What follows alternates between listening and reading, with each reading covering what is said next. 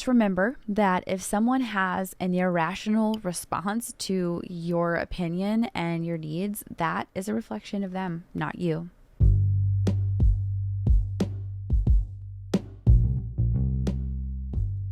Hello and welcome to the Empress Podcast. I am your host, Jessica, known in the online space as Jess the Empress. I started this podcast to help you be present with yourself, cope with chaos, and simplify your life. I do this by combining psychology, behavioral science, and the tarot. I have a background in mental health, specifically a master's in clinical social work from USC, and I'm a professional tarot reader. So get ready to have a nurturing, creative, and empowering experience with me as we use practical magic.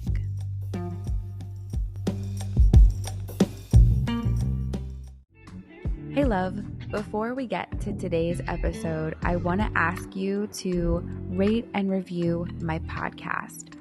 Giving me a 5-star review on Apple Podcasts would mean the world to me. I love knowing who's listening and what everyone is getting from the episode, so please take a moment of your time to share your thoughts, and I look forward to reading your reviews soon. Hey there, coffee lovers. Are you tired of settling for boring coffee? I have a treat for you. Today's episode is brought to you by Heartwork Coffee Bar, your one-stop destination for exceptional coffee experiences. Whether you're a coffee connoisseur or just someone who appreciates a great cup of joe, Heartwork Coffee Bar is here to elevate your coffee game to new heights. At Heartwork Coffee Bar, they take pride in their craft because each batch is carefully roasted to perfection, ensuring that every sip is a symphony of flavor. From the rich and the robust to the light and fruity, they have a coffee blend for every palate. And here's the best part. For you amazing podcast listeners, Heartwork Coffee Bar is offering an exclusive 10% discount on your purchase. Just use the code EMPRESS10 at checkout and you'll save big on your order. Why settle for ordinary when you can indulge in the extraordinary coffee from Heartwork Coffee Bar? Remember to use code EMPRESS10 for that special 10% discount and treat yourself to the coffee experience that you deserve. Don't miss out on this fantastic offer. Thank you so much for tuning in, and thanks to Heartwork Coffee Bar for making today's episode possible. Now go grab your favorite mug, brew a fresh cup, and enjoy the podcast with the perfect companion, Heartwork Coffee Bar. Cheers. Hey, hi, hello, welcome back to the pod. My name is Jess. I'm so happy that you're here today. I have like pages of notes, but I'm excited to get into today's episode. So I had posted something online a few days ago, and it was all about offending people. And of course, I think some people had some reactions to that, and you could say that maybe they were offended. I want to dive deeper into this so that way, if you're holding on to this fear of offending people, you are very preoccupied and worried about what other people are going to think or what they're going to feel, I want you to know you're not alone. I really do. I feel like the way society is moving, we're getting more and more conditioned to prioritize the feelings of other people over just stating our opinions, which are opinions, and of speaking up for our needs, which I feel like is even more detrimental. Because, of course, as you know, not everyone's going to get our opinions, and sometimes we say things in the wrong place, in the wrong time, and can have some negative consequences. People do get upset, and we have to work through that stickiness, right? But there is a deeper concern I have, which is just not being able to speak your needs because you're afraid of making someone else mad or offending another person. And unless you want to stay silent forever, I suggest that you get used to offending people. And I'm not saying that you're going out and attacking everybody and not thinking about what you say, but I am saying that there's just so much of a shift happening where people believe that their feelings should matter more than someone just being able to state what happens to be on their heart or mind, whether it is offensive or not. That those feelings of offense should take priority over other people being able to just say something, you know? Let me be clear. Of course, let's all be mindful of the impact that our words have, because our words do have an impact. Let's stay accountable when we mess up, when we say something really harsh, when we say the wrong thing, when we spread misinformation. Let's read the room. Let's reflect on timing and setting, because sometimes it's not the right time to say something. Sometimes the setting is like totally off, and we do need to be mindful. But let's also practice seeing opinions as just opinions and getting way more objective about the sharing of information that happens through our mouths. And in this is understanding that opinions are not threats, they're just words. And let's accept the differences in other people, even if we don't like what the other people are saying. How this has showed up in my life is I grew up in a house that was like, I had to be very mindful of what I said. I was not sure what would offend another person. There were topics that were completely taboo, totally off limits, questions I was not allowed to ask. And so I became very afraid of sharing my thoughts and opinions of things. And because, my questions and curiosity and topics of conversation, because those things were off limits, I learned how to just self-silence. So in other words, I was prioritizing and protecting the feelings of others at the cost of my own needs. It took me working with a therapist to really clear that pattern. And I was in that pattern for a very long time. I mean, I would surround myself with people that had these like really wild and strong opinions, because they really were opinions. But I never felt like I had the room or the space to share mine. They kind of took up all the space. And so again, you can see how this is a person, like I was surrounding myself with people that were not mindful of my needs, that maybe I wanted to talk about something different, or I didn't want to hear what they were saying. Again, they didn't read the room. They weren't checking in with the people around them. They weren't being mindful, right?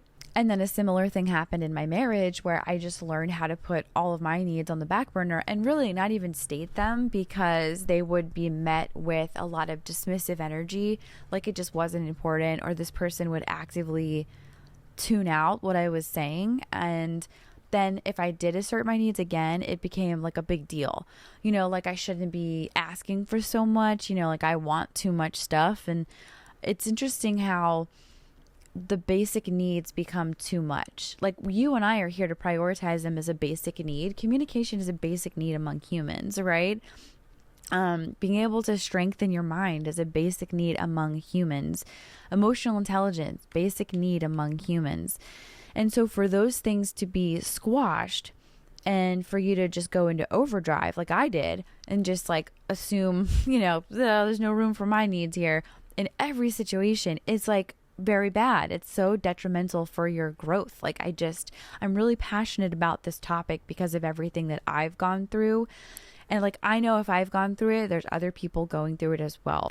And so I want to get into the episode to really shift your perspective on this whole thing. The reality is, no matter what you do or say, you're going to offend someone.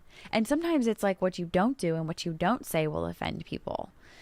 When I was like writing down the script and everything, a situation pops into my head. Like, let's say you took a vow of silence. Let's say you took a vow of silence for 30 days. That would offend someone, because that person could just, theoretically believe like you're supposed to use your voice all the time. And in today's climate, how could you be silent? And that means this about you and that about you. They would be offended, right? That you decided to do something for yourself. It doesn't matter. Like, it does not matter what's going on. What you do, say, don't do, whatever. You're going to make someone mad. Someone is going to be offended. Okay. Like, it is what it is. But going back to the mindful list that I mentioned a few minutes ago, when we're working within that scope, okay, when we're being mindful of the impact our words have, when we are open to different opinions, when we realize that we don't have to agree with everybody, when we're reading the room, when we're working within that state, like that is within the realm of what we can control, right? And so that's all that we can control. So we're fine. Like, we're doing enough when we come from that place. People are allowed to get offended. You know that? People are allowed to get offended. There are way too many people placing their feelings first. And in some way, it's like a form of bullying. Like, they're taking up the space and being like, my feelings should matter more than the differences of opinions and you stating some things that you need. My feelings matter more than that. Stating your needs doesn't necessarily mean that the need will be met. So it's very interesting that people will get upset when you state that you need something, or when you state your opinion, as if there's not enough space in the world for a variety of opinions to exist and beliefs to exist. And I understand it's tricky, and I understand like it's triggering. I too have been offended by the beliefs of other people, by the audacity of some people, but that's my right. It's my right to get offended, and it's my right to do something about the way that I feel. Because when we operate in the realm of what we can control, we can come to understand why we might be triggered and why we might be offended. That's like what we can control, right? We can look within, we can do the self-reflective work. That's why we're all here. That's why you're getting coaching with Jess right now. You know what I'm saying? Because you are understanding that maybe your initial reaction to things isn't the best reaction. And in this instance of what we're talking about here, your automatic assumption and reaction to making yourself small because of the fear of rejection, it's not helping you. We all are, we're all on our growth journey. So we're all going to meet each other where we're at. And some people are at the place of needing to understand that they need to manage their emotions differently. And some of us are at this place of realizing, okay, actually, it's more about bolstering my inner confidence to state what I need and handling the blowback of that. That's really what we're talking about in the coaching space right now. It's understanding that you need to strengthen the part of you that is allowed to take up space by asking for what you need. There's no harm in asking for what you need, even though you have been harmed in the past by asking for what you need. You were emotionally and physically, and maybe physically, but you were emotionally and mentally harmed. So this is like the whole psychological warfare that happens, right? When we learn how to self-silence. But you were harmed previously. And I just want to speak to that because I understand how that feels in the body. I've been there so many times where you would rather swallow the pain in the moment of not asking for what you want and letting the person do their thing. You would rather swallow that pain than leap into the other pain that's even more jarring when someone just flat out rejects you, because that's a painful experience. Like, that just is what it is. So you kind of say, okay, well, I can handle this pain because I've felt it before, so I'll just keep doing it, versus risking the big pain. But people are allowed to get offended. So I had to strengthen my mental and emotional inner self in order to get where I am at today, which is like a natural state of like just stating something, like sharing an opinion and talking about what I want to talk about, and maybe saying something that could be offensive to someone and being like, okay, well, if you want to talk about it, I'm very much open to that. Would love to hear your perspective. Let's go. But also understanding that like I might not even be given that opportunity by that person. And sometimes, again, like that's the cost of doing business when you speak. Sometimes people don't want to take in anything else you have to say because they don't like what you had to say. And that is what it is. And so understanding like the risks of what is going on when you choose to self-advocate is important. But it's deeper than that. It is building a emotional and mental foundation that you fall back on when things pop off in the outer world. Okay, when you release that control, the words have been said, and you can't control anything after that.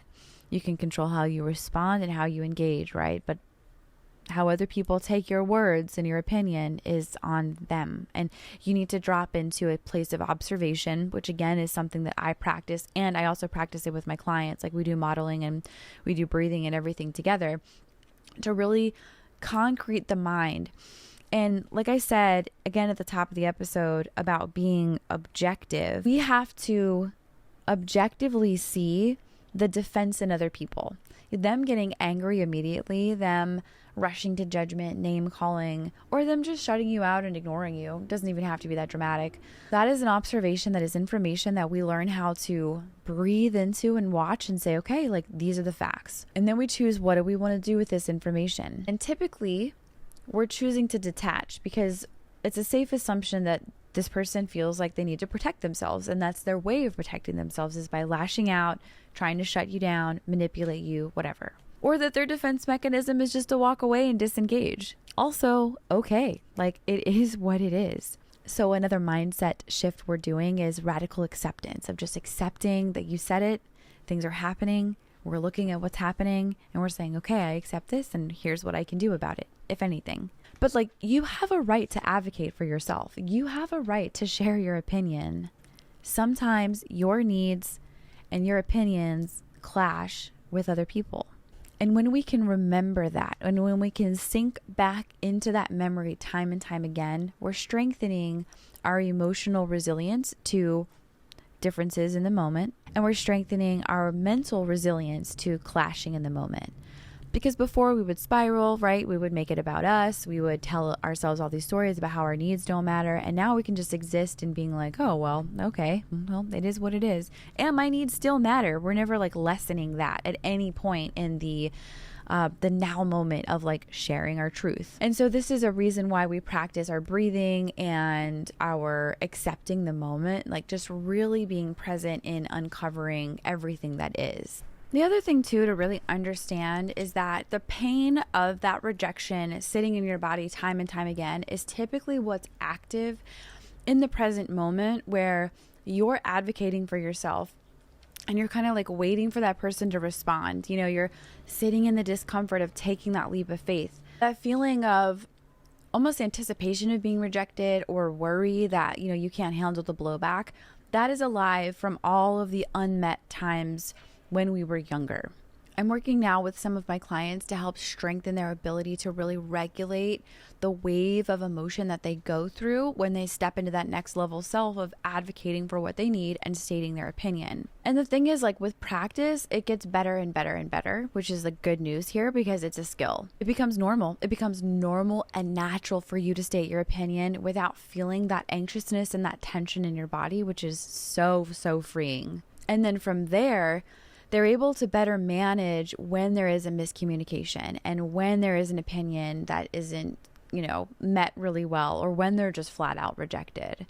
And it doesn't mean that the pain itself gets lessened. Like the pain of those moments is there. That is just something that happens. But how they respond to it is what shifts and makes the biggest impact in their life. It's what's made the biggest impact in my life, is really recognizing how okay and how safe I am in the present moment, even though I have a lot of pain. You should have never been really left in your pain. You know, what needed to have happened when you were a kid was that you would have had that moment of rejection and you would have been able to cry it out and your parent would have come and soothed you.